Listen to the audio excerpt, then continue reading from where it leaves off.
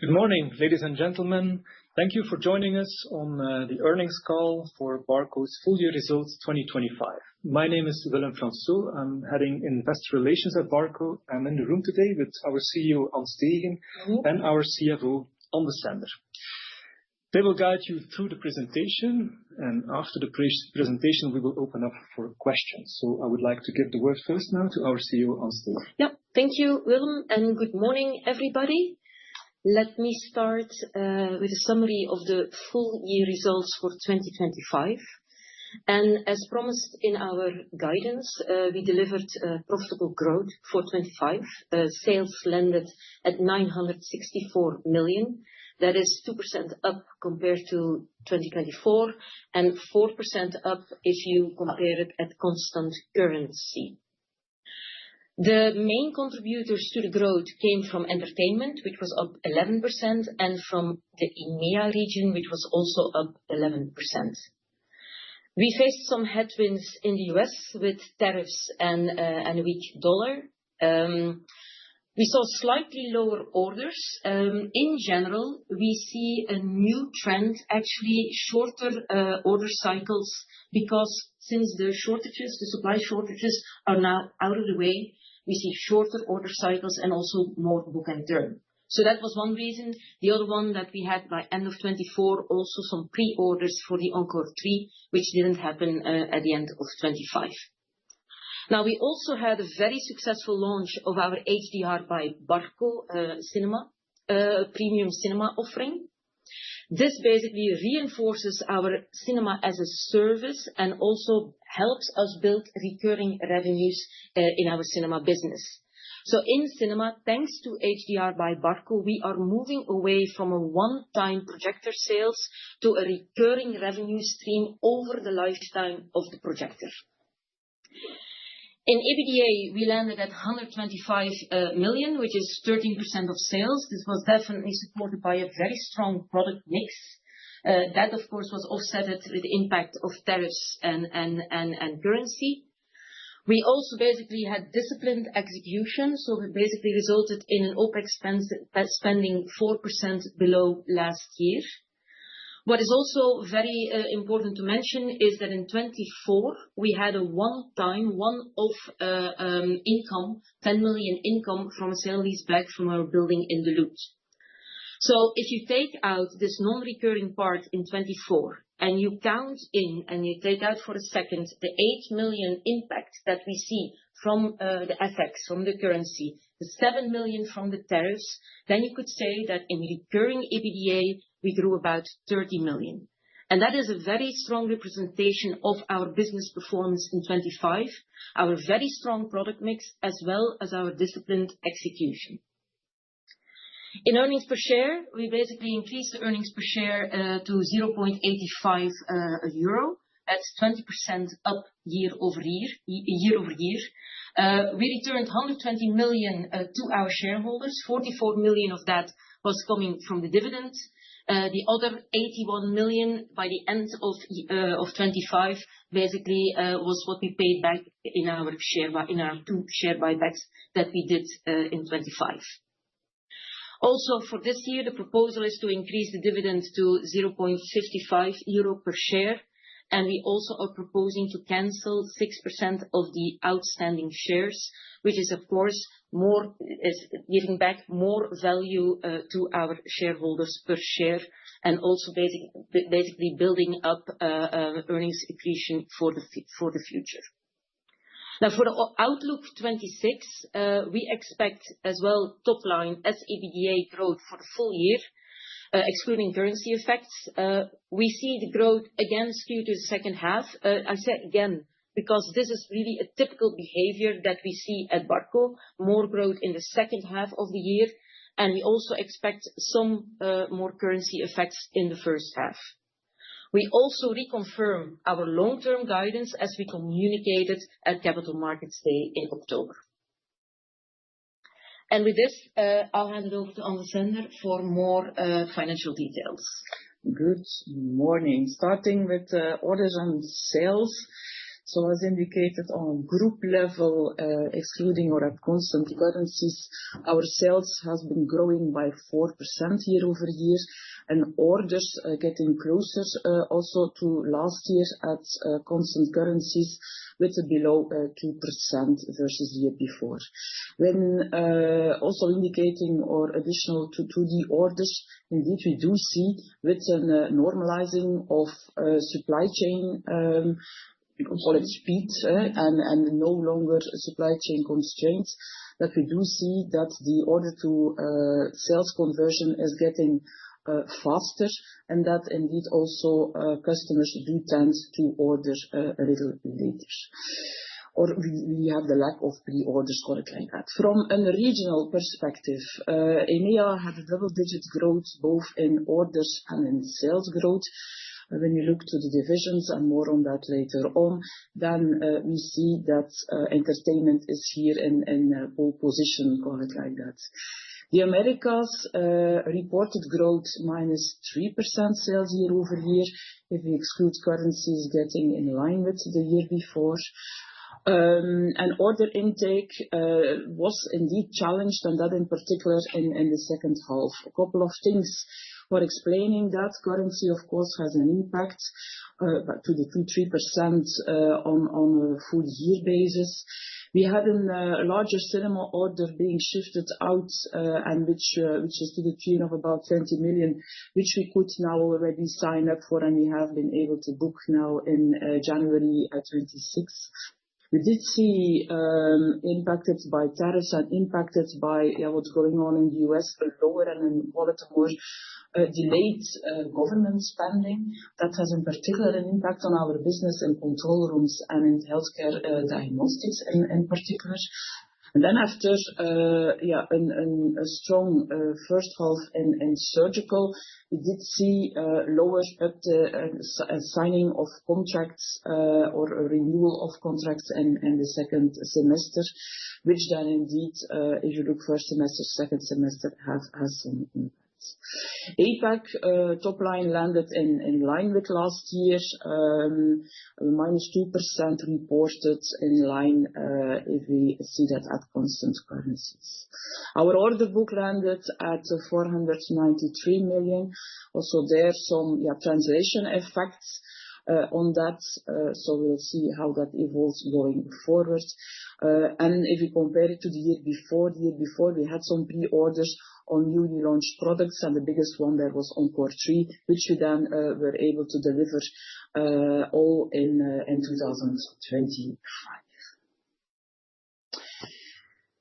We included here again, like we normally do, the waterfall on our EBITDA from one year to the other, but this year indeed, in particular, pointing out a couple of, I would say, headwinds, which had been compensated by, and the headwinds, coming from indeed currency effect, coming from tariffs. Tariffs, so the extra tariffs which we pay, and that's primarily on projection coming out of Europe, which is to the tune of 15%. And then also with respect to healthcare, we had some over 25. The gross impact which we have been able to mitigate, call it, via then price increases for the half of that. Now, what we single out here is the gross impact on the tariffs and then on FX. Then together with and then to the right, red block, so to speak. So last year, other income included a non-recurring gain on the sale and lease back. So we added those three blocks to get to 30 million, which we then did offset to come to an increase in our profit and profitability. So this thanks to higher top line, 4% top line growth. Continuing actually throughout the years on a better product mix, with the new products which we launched, with more software, with the impact of our factory footprint and cost mitigations which we can do there. And then with a tight cost management, indeed, we've been able to lower R&D as we had many product launches prepared in 24, which we then had in 25. So we could get our R&D then back in a more normal range of 12.6%. Sales and marketing, G&A, in line with the year before, but getting there to a tight cost control. So combined, OpEx 4% lower than the year before, sales up 4%. So that brings us to the 13% EBITDA margin. Taking you further down to the net income, so starting indeed from this EBITDA, 125 million. Depreciation, some higher, has all to do with the further uptake of cinema as a service in our portfolio, now also including HDR in there. So it's an increase. The cost containment we've been able to do and the cost down was already started in 24, where we indeed then had some higher restructuring costs in there, but that yielded then and was more than returned, call it, into an impact of the OpEx in 25.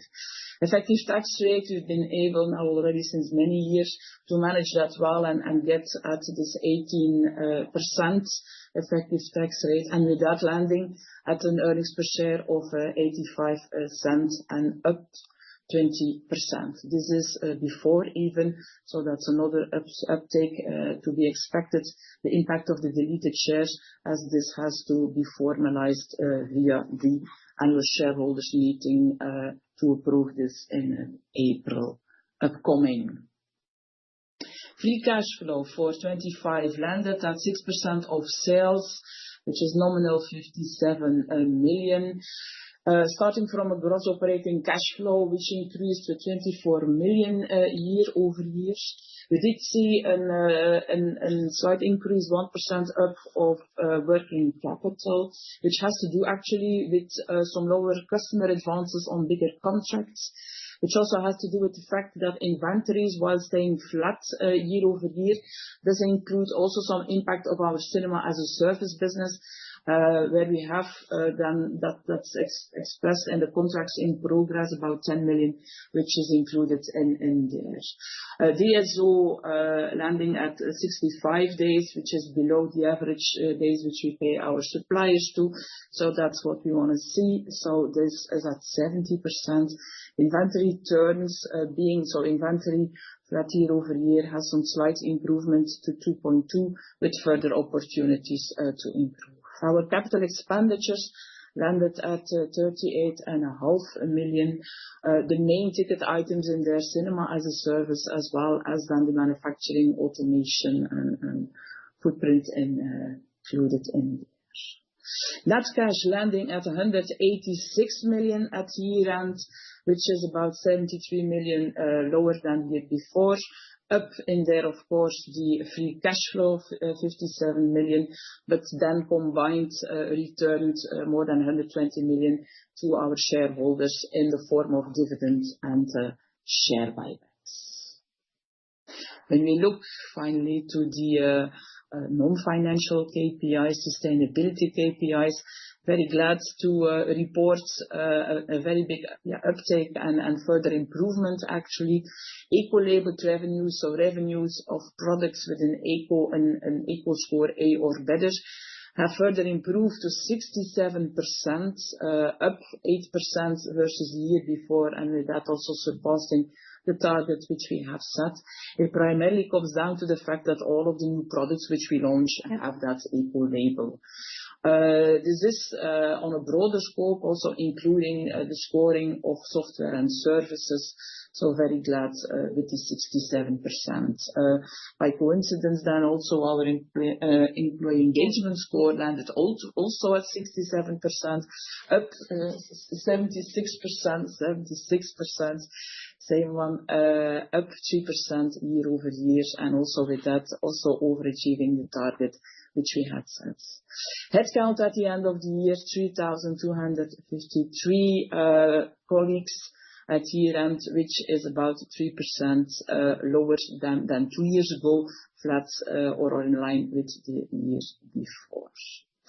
Customer Net Promoter Score, which we measure throughout the year, and in particular 2 surveys twice per year, then actually where we take all of the recommendations to heart, call it like that, and that is really yielding off. A Net Promoter Score landing at 66% improvement compared to the year before, and constantly actually getting above the target which we set for ourselves. In there also saw a very nice improvement driven by product quality, which is of course key to us and to our customers, and also the after-sales service and the NPS on services, which landed at the top score. With that, I hand it over back to you, to give a little bit of more color on the different divisions. All right, so I'll start with entertainment. So very strong profitable growth in entertainment coming from both business units, double-digit sales growth, like on average 11%. So we also saw a very strong profit growth, 27%. Of course, there it's the top line leverage because of the strong top line. We saw an 8% gross profit growth coming, of course, from a good product mix and volume. In cinema, we saw growth spread out over the year, and we also saw growth in all regions. There we have, of course, the lamp to laser replacement wave, as well as the push for premiumization in cinema theaters. This drives our growth, and also basically with a capture rate for more than 60%, drives our leadership position in the cinema market. In 25, we also closed some large frame agreements, and that is, of course, good for revenue visibility in the future, as well as reinforcing our installed base. As I mentioned before, we had a very successful launch of our HDR by Barco premium cinema offering. So with this one, we basically deliver more image quality, deeper colors, more contrast to our exhibitors. And for Barco, it really positions us again as a front runner in technology leadership in cinema. In 25, we basically installed more than 50 systems, and we have more than 100 systems in the pipeline for 26. Now, what is extremely important again for HDR by Barco, that it shifts our business model from a one-time projector sales to a recurring revenue stream. This recurring revenue that is based on annual license fees, box office sharing, licenses coming from content creation or content integration in the post-production houses, also managed services.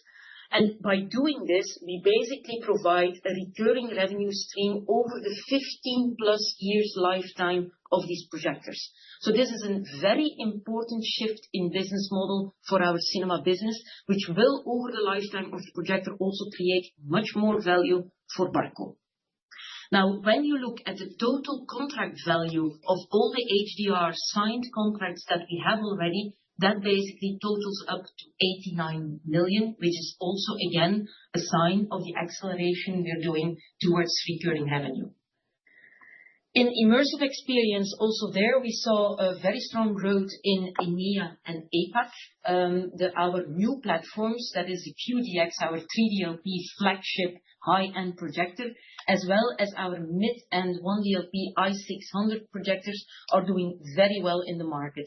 In 3DLP, we continue to basically be the market leader, and in 1DLP, we are really stepping up and gaining market share. And then, of course, also we had a very successful launch in third quarter of Encore 3, our image processor. And again, there that is boosting sales as well as profitability, but also it re-establishes our leadership position in the image processing market. So in general, for entertainment, with very strong momentum and profitable growth in 25, and with all the new platforms that we've coming, we foresee that we can basically continue this strong momentum in 26. Then I'll move to enterprise. So in enterprise, we basically show stable profitability throughout a quite complex year, to say it in that word. That was basically the strong or the stable EBITDA was driven by strong product mix and, of course, also disciplined execution. In meeting experience, we see very stable growth in EMEA and the Americas. In APAC, we still face quite some competition, We're still very much the market leader in the agnostic wireless BYOD space. And what really differentiates our products there is the fact that we basically are interoperable, we're agnostic.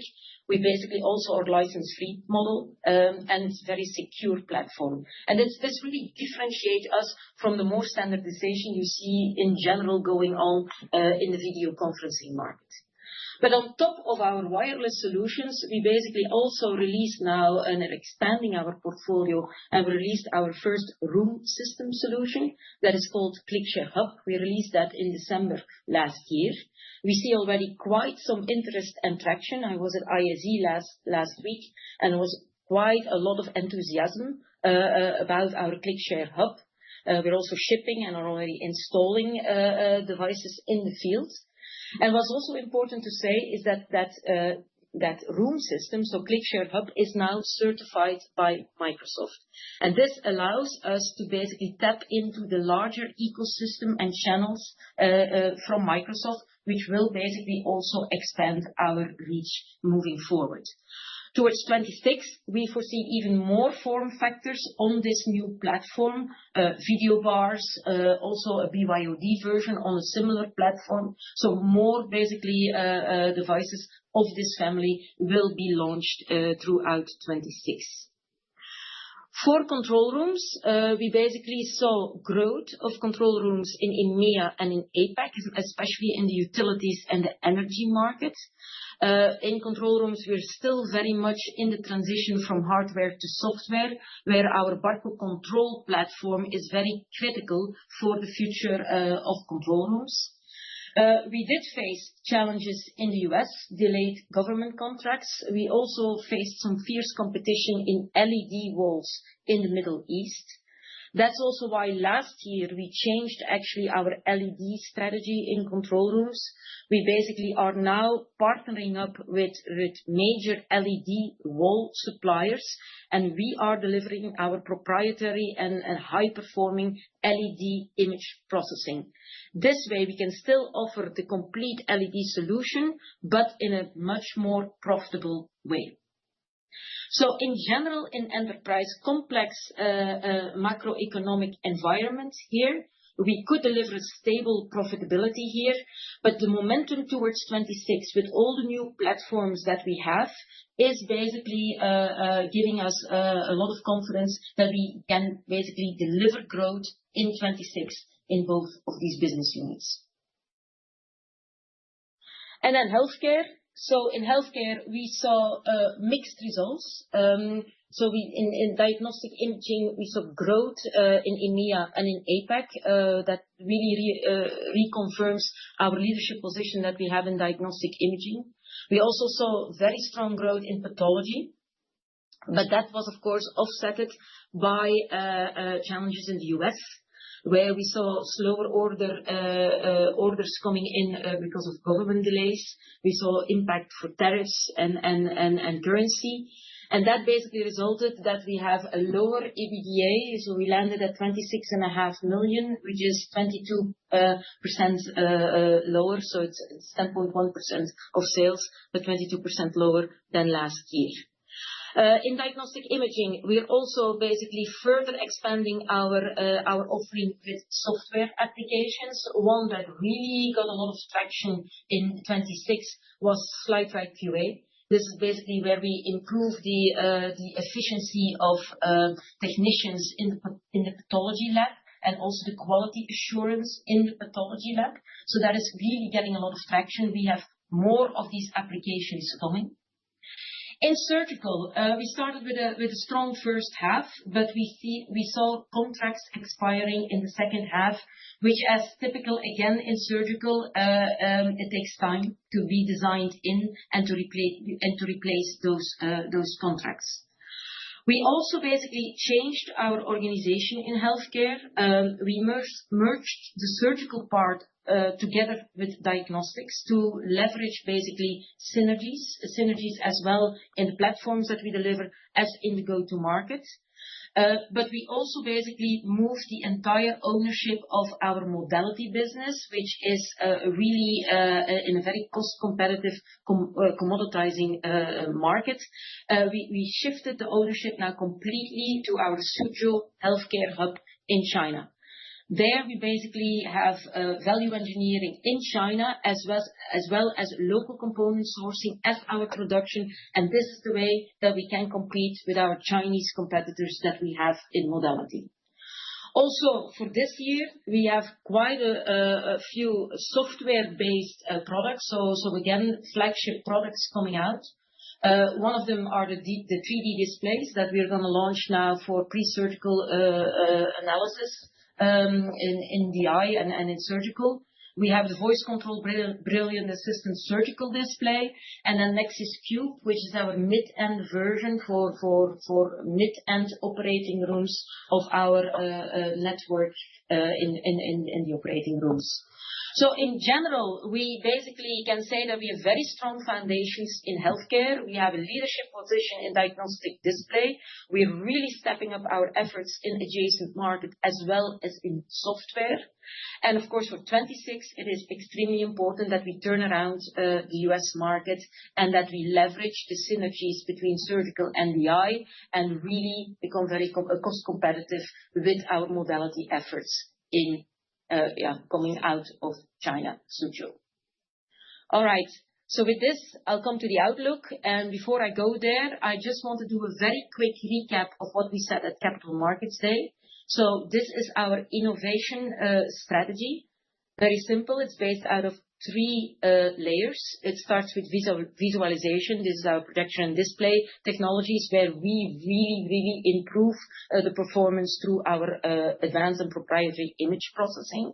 Then we have the connectivity layer where we transport video and audio data from the source to any type of display. And then more and more, and this is of course where Barco's legacy truly shines, but more and more we're adding software applications, AI use cases to these offerings. This way we will improve the product, the efficiency, the productivity of the operators using our systems. But for Barco, this also means that we can step more and more into recurring revenue.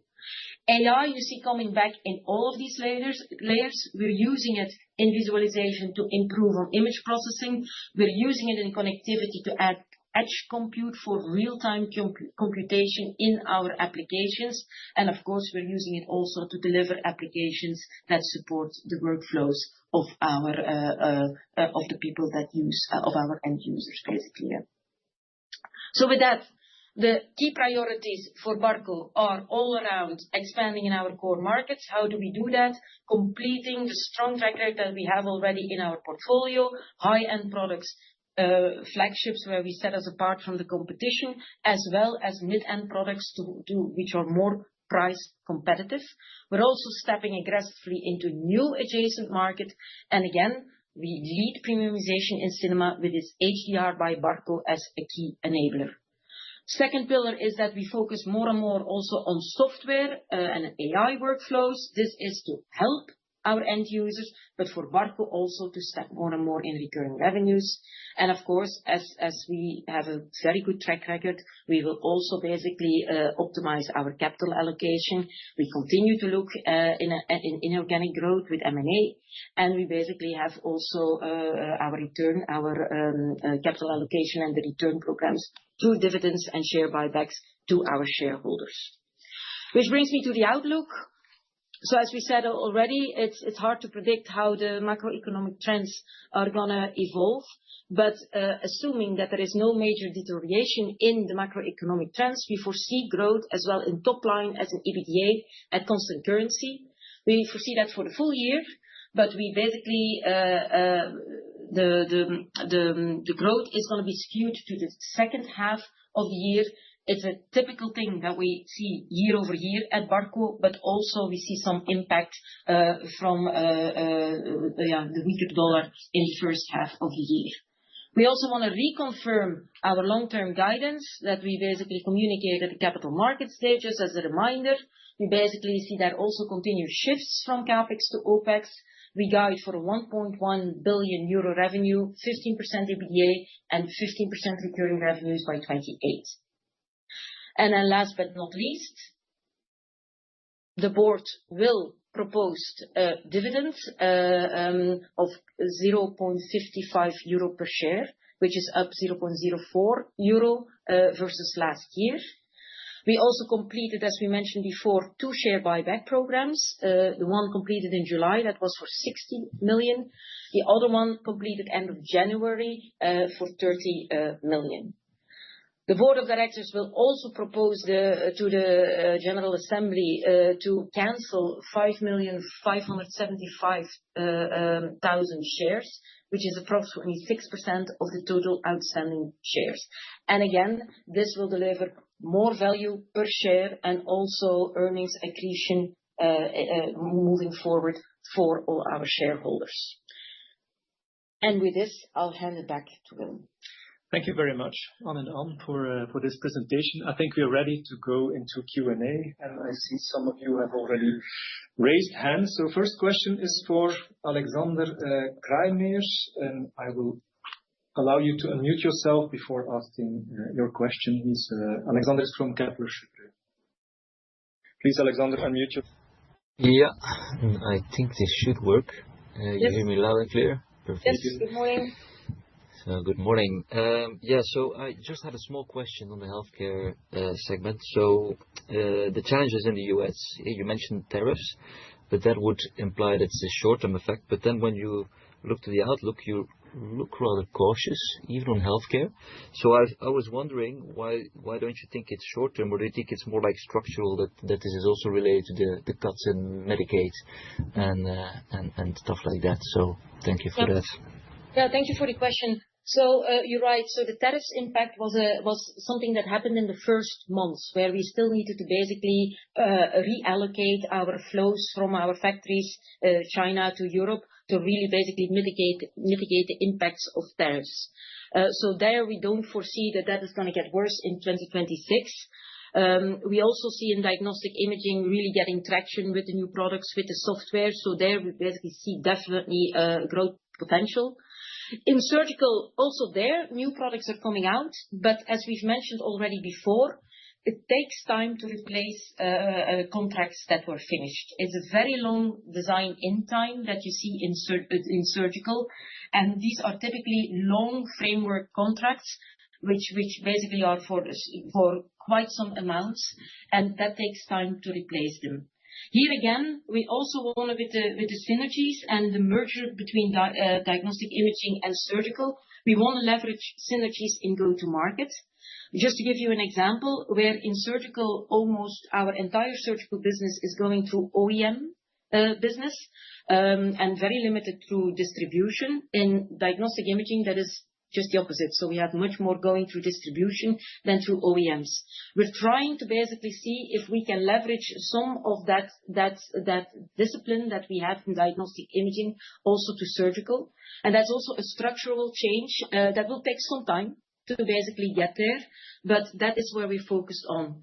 And besides that, of course, leading the path in surgical with new products, with innovative products that sets us apart from the competition is also a continued focus for us. And then the last one is modality. There it is a commoditizing business and with strong Chinese competition. So there we will fight at the same level with our hub in China, where we are going to make sure that we are coming out with cost competitive products that also help actually grow our profitability in the future. Okay, so if I can just have one add-on question. So look, the margins compressed quite a lot in H2. So the question I would have, what part of this margin compression is short-term and what part is structural? The impact which we saw on the margin from tariffs is gone. Yeah. So that's a non-recurring, so that will be an upside over there. So that has a primary impact. And then it comes indeed with currency. We do foresee some impact still in the second semester if currencies stay like they are first semester. if they would stay like they are, it would be the same level as we have in the second semester of 2025. So we'll see where that goes. But aside from, I would say, the impact from FX, which did have an impact on healthcare in particular, that if it stays the same, impact still second semester, not anymore in the first semester, not anymore in the second semester. As we have quite some new products and also coming out, and as that will then evolve over the year as such, that's another lever as combined with the synergies, the cost synergies which we go after by the fact that we combined the team. So tariffs, FX will see as it goes, synergies, and then new products fueling top line. Okay, so what I hear then is that basically healthcare margins should recover in 2026. Looking at the consensus today, with the EBITDA margin standing at around 13.5%, if the consensus, you actually would expect that if healthcare margins basically recover, that you would end up closer to the 15% mark. So just wondering whether don't guide on the divisional level, as you know, of course, but call it back in the right direction. We can pencil that one in. Yeah. Okay. All right. Thank you very much. Thank you, Alexander, for these questions. Next in line is Stefano Tofano from ABN AMRO. You can unmute yourself, Stefano, and ask your question. Yes. Good morning, team. Can you hear me? Yes, good morning. So I had a similar question actually to my colleague, but let me maybe perhaps phrase it differently. So it seems to me, I understand that 25, lots of headwinds, the tariffs, low visibility, but it seems that a lot of that is already in the books, and you do have quite some more visibility, also given the new product launches. Why does, again, an outlook so qualitative, if I may ask? It still feels like you should be able, with what you're seeing today, to be a little bit more concrete on your outlook, if I may be so free. Then maybe, I ask another question. Maybe also then on the entertainment, because it seems that you're extremely confident that the strong momentum will continue. HDR, how much potential does that have over the next few years? And maybe a last question then is simply on the working capital. Where do you see that normalized by the end of this year? Thank you. Yeah. So maybe on your first question again, are we too cautious on guidance? We've learned to be cautious, to be honest with you, with all the macroeconomic effects that we've seen over the last years. We definitely have a lot of structural activities going on that are going to improve, especially then in healthcare, our profitability. The timing there is something that we have to see. So when exactly are the new products going to be introduced, the lead time it takes into the market. And again, especially here, I'll repeat myself, in surgical, especially in surgical, that lead time is quite long. The other thing is also basically gaining back the confidence in modality to make sure that we have the cost competitive products, which we have, but also basically stepping up there and basically opening up the doors there again. It's something that takes some time. These are all structural, positive things, but the timing there is something that we're building up this year and then also going into the next years. On the HDR, thank you for asking that question, because of course the extra value that we are going to create for Barco over the lifetime of an HDR projector is very significant. If you compare it to a one-off sales, we basically can quote numbers between 8 and 10x for Barco over the lifetime of that projector. And the good thing about that one is also that it's recurring revenue. So you don't sell 1 year and then for 15 years you have no revenue coming in, like one-off projector sales typically is. Now you have that recurring revenue building up over the years to come during the lifetime of the projector. So that is why this is such an important switch in cinema, because again, the lamp to laser replacement wave is now 35%, and there's still a way to go, and that will still take years basically to get that completely upgraded. But after then, these projectors last quite long. So for Barco, it's important that we basically are coming up with that new business model, which HDR by Barco allows us to do now. Maybe to complement, before I can take the question on working capital, with respect to the expectations on enterprise in particular. So we are very happy with the first success we do see on the ClickShare Hub, but how fast that will pick up and then evolve over the years, that's a little early in the years. And that also in part explains why we are not more specific on the uptake.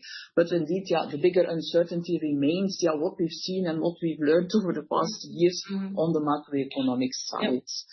With respect to working capital, we want to get that back to the 12%, actually, call it like that. Yes, the contracts, cinema as a service, which is a great investment actually, and yielding into long-term results and profitability, has some impact also on free cash flow, on capex, and also on contracts in progress included in working capital. But we have more opportunities to lower inventories in particular, and that's what we do want to go after. Okay, thank you, Stefano, for these questions. Next is Guy Sips from ABC. Guy, please unmute yourself and then go ahead. Yes, thank you. My question is related to the ASP of ClickShare. So first on pricing power versus and product mix. ClickShare sales declined again in 2025, while competition in APAC intensified. Can you elaborate on how ASPs evolved across regions, and to what extent mix effects, conference versus bring your own device versus the new ClickShare Hub, supported or diluted the ASP levels?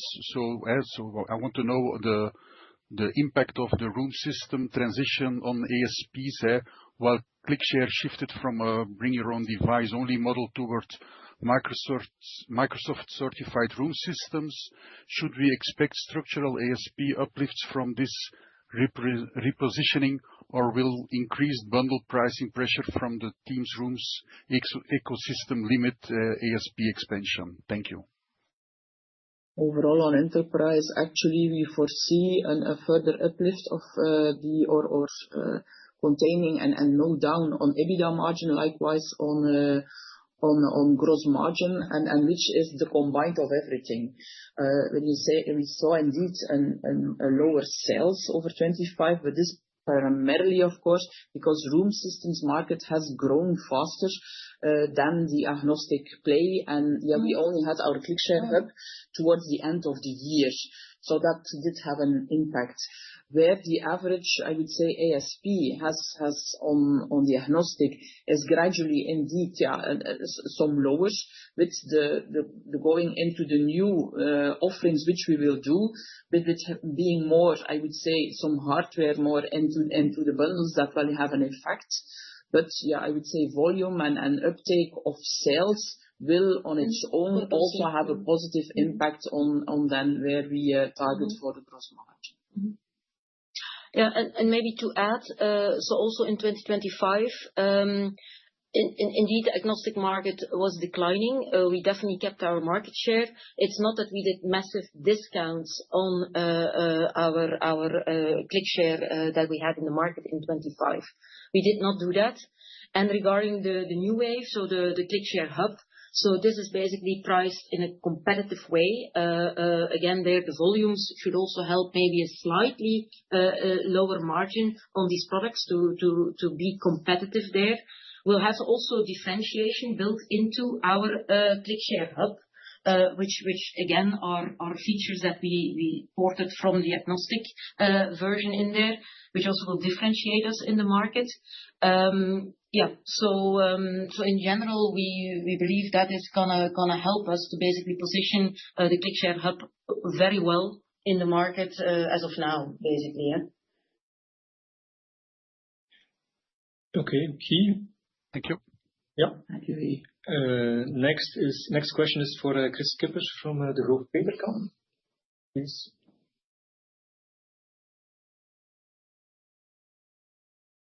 Chris? Chris, we don't hear you. You are unmuted, but we still don't hear you.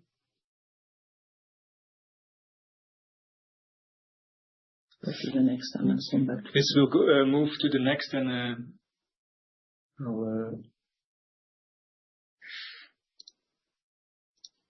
next is Mark Hesseling. Please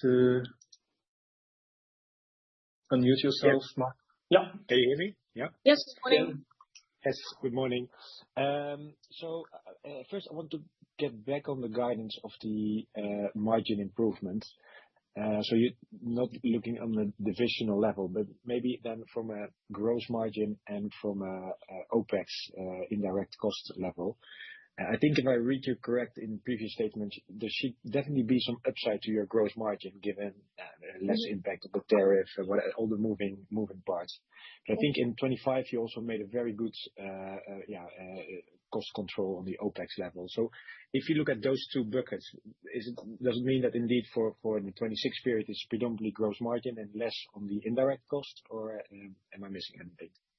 Well, the gross margin indeed, we have, and so in that sense, and OpEx management, like we did in the previous years, actually, we're also switched on that one.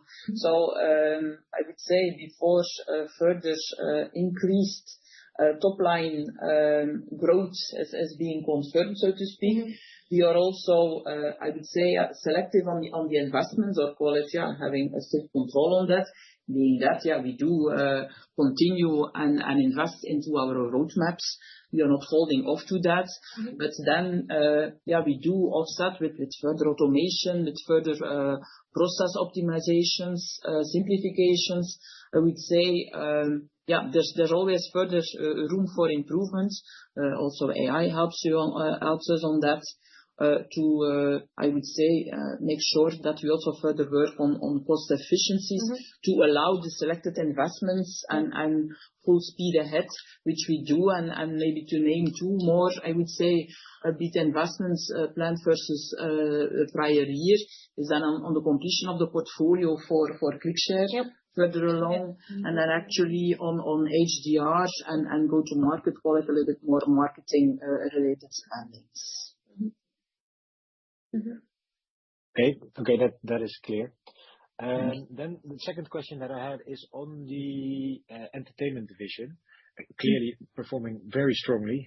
I think the top line as well as margins, but especially looking into cinema, you also see that the market for cinema is not great, and I know you have a different dynamic. It's a replacement cycle and anything, but just in your discussions, I mean, do you see any feedback on that the cinema owners are having those issues with attendance and that kind of levels?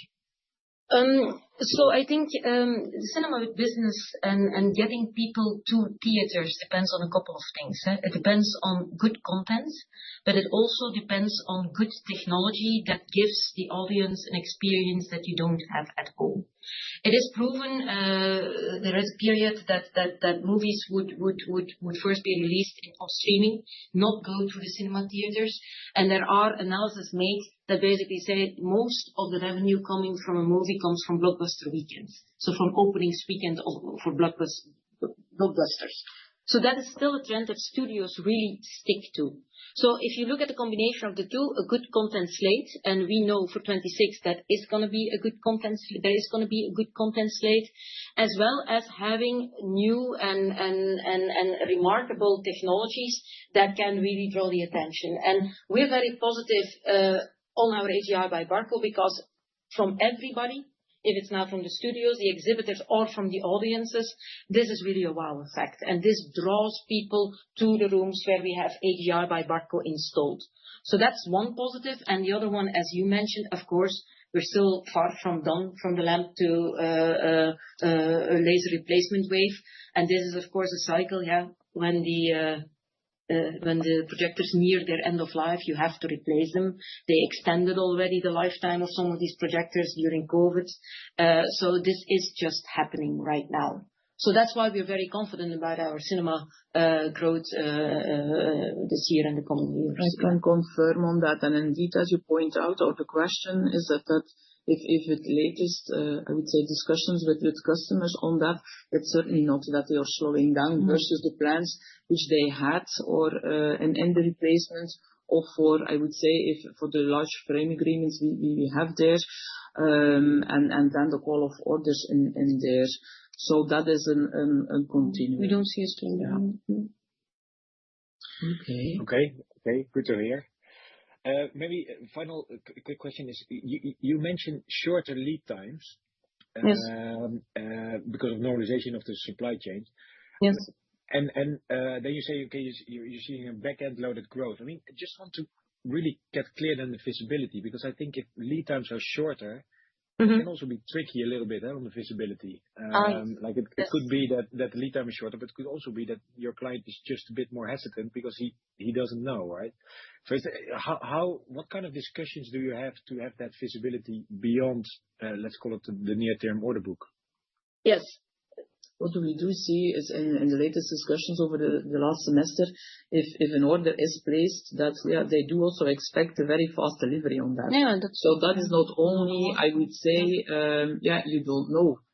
A larger order book would indeed mean more visibility. But it is a fact that in general the trend is changing. Orders are placed much later, more book and turn. There is a change in behavior. You could say they wait longer, and then will they cancel it, yes or no? But it's also because of projects. So where in the past, actually partners typically, you could deliver your products when they were ready, and they store them until they had the supply of all the other suppliers to start a project. They don't do that anymore.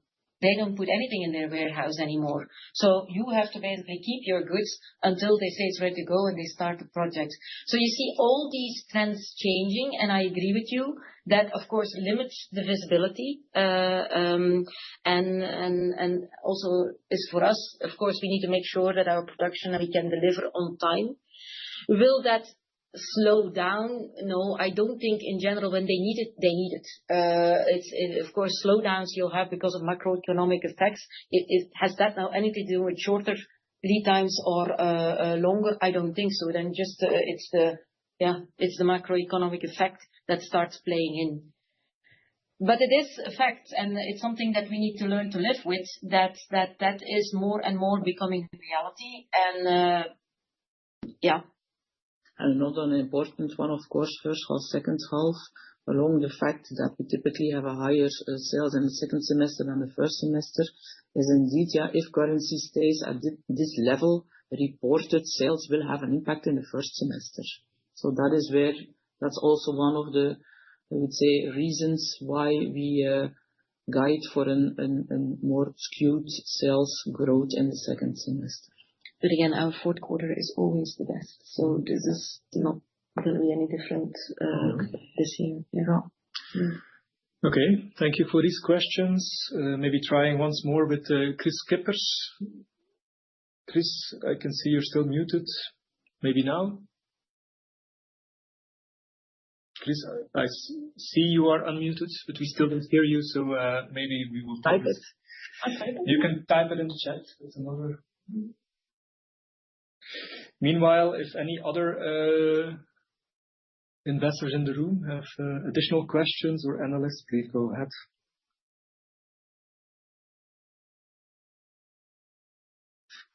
I see a question from Trion.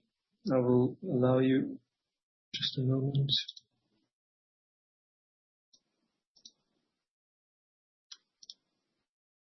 Yeah, please, Trion, unmute yourself and go ahead. Thanks, Willem. Hi, hopefully you can hear me okay. Yes. Good. I just had a question about the shareholder returns. I mean, you increased the dividend, which is obviously welcome. You did the share buyback. That's just finished, but no mention of a new share buyback. It'd just be interesting to get your view on why not, or could we see more cash returns upcoming? At this moment, I think we returned 120 million to our shareholders over the period of last year till end of January. At this moment, we still have active discussions, and we need to basically also see where we are spending our capital moving forward. We have some CapEx expenditures in our factories, for instance, here in Kortrijk and in Italy, where we're upgrading. That's one. We need to, of course, keep cash for that. We still have active discussions right now also regarding M&A. At this moment, this is the immediate priority that we basically hold off and basically see what comes out of that. In due course, of course, if things do not pan out, we can always consider another share buyback at the right time. At this moment, those are our priorities. I think Okay. Thank you. Very, very clear. Just one last one. On the entertainment business, as you mentioned, very strong in 2025, especially in the second half, and especially with regards to the margin. Just wanted to be sure there was no sort of one-off or something special there, that this margin is kind of sustainable into 2026 and beyond. No. For cinema, it was very linear and spread out over the year. The only thing that we had in Ajax was the Encore 3 that launched in Q3, but that is now a steady income stream also moving forward. There was nothing special besides that. Structural. It's really, besides cinema, immersive experience with the launch of the new products, which really did very well. Yes. Which comes then also with higher margin improvements, but also worked on their OpEx and could lower the investments done or which were more upbeat in the previous year on R&D, and could get that to a more normalized level after the launch of those products. That is a structural thing. Yeah. Is that okay for you, Trian? Yeah, very clear. Very good. To the next one. Thank you. Making the bridge to, I think This is from Christian. Your question came through. Meanwhile, you also, or at least background noise. Okay. Are you answering first or answer the second one? Yeah. On the OpEx saving, how structural is this? The measures which we did on OpEx are indeed structural. That doesn't mean that we can continue on that path with respect to the further reductions. It's not that it was one time, I would say, OpEx lowering that all of a sudden would kick back. Yep. The second question is about our Microsoft collaboration and certification for ClickShare, if there is any impact on the business in 2026 already, and since we started and launched in December. Yes, again, it was a very good launch. We see a lot of positive comments. We had a very important trade show, ISE, in Barcelona last week, with a lot of momentum building around our ClickShare hub. We have already a couple of hundred installed in the field right now, and basically, since all these devices are connected, we are getting live feedback on those, and they're performing very well. Also, regarding our Microsoft relationship, we have to say we really appreciate the collaboration that we have and had during this development with Microsoft. They helped us a lot. We kind of aligned our stars with Microsoft, and they're helping us actually also in their ecosystem. Thanks to their ecosystem, we can broaden actually our go-to market. In general, we see a very positive momentum around that. Okay, we have a follow-up question from Alexander Vack. Yeah, hi, just following up on Trian's question here. You mentioned that entertainment margins should be sustainable at that 18% margin. Enterprise is probably also sustainable at that margin. Healthcare margins should recover.